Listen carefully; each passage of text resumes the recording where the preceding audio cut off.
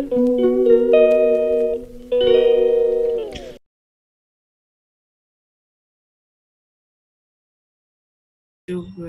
ngayon po igigisa ko to sa bawang. Kaya meron po ako ditong bawang. Damihan natin ng bawang.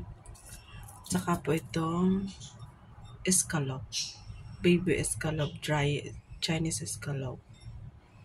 Yan, igigisa ko po siya sa bawang para hindi siya masira. Kailangan ko siyang nit-nitin na ganito.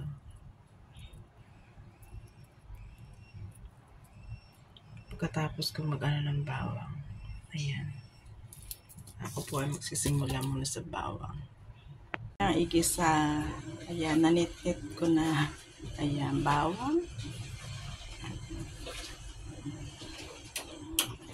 Kailangan po marami siyang mantika. Ayan. Para magtagal yung ating igigisa at ilagay sa bote na naka-jar. Kung may kailangan lutuin na tulad lagyan ng toppings, pwede mo siyang gamitin.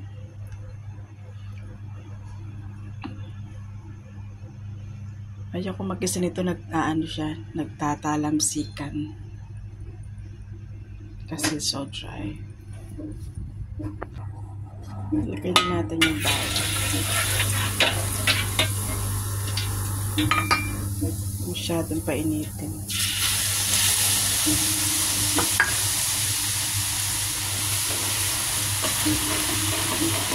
Ang bango ng bawang.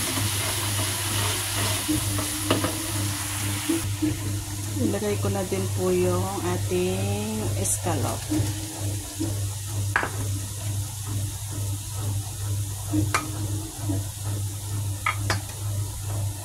Ang bango ng bawang. Parang kulang yung bawang ko. Low fire lang po ito kasi pag masyadong malakas titilamsikan yung mga escalope.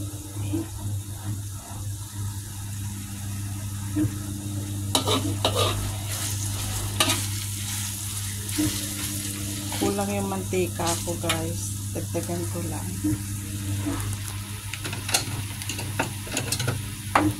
Kailangan kasi siya maraming mantika.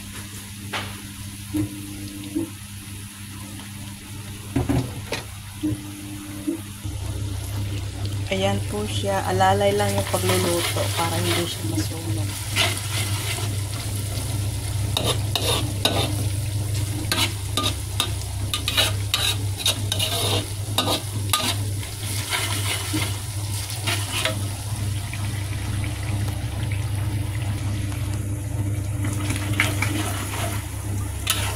Nasusunog yung ilalim kaya kailangan lagi niyong haluin.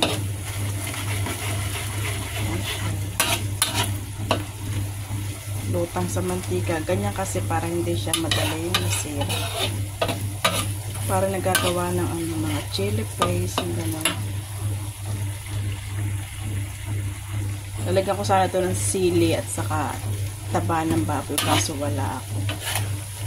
Kaya ito na lang siya. Bawang at saka yung dry escalope. Medyo naluluto na po siya.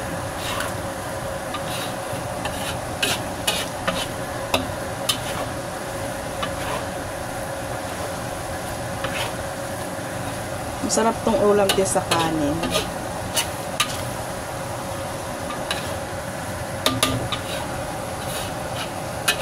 Tapos ilagay sa fried rice. Masarap din siya.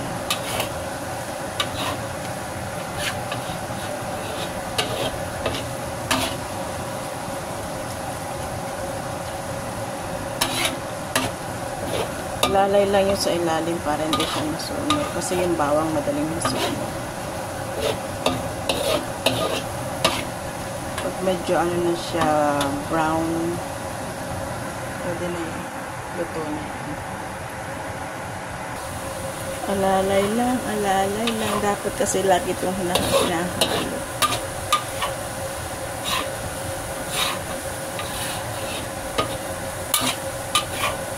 Ayun na, ayun na. Dahil mantika, no? Kailangan kasi siya laging lutang sa mantika.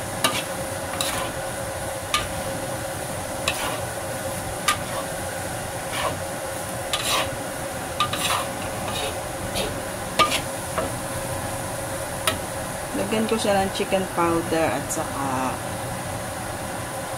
kaunting salt saka pepper. Ayan po, malapit na siyang maluto. Alalay lang, huwag sunugin yung bawang. Kasi pag nasunog yung bawang, papait.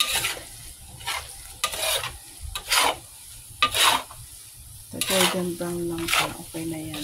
Luto na siya. Hininaan ko na kasi yung apoy kaya nagbula yung kasi luto na siya. Nasusunog yung bawang.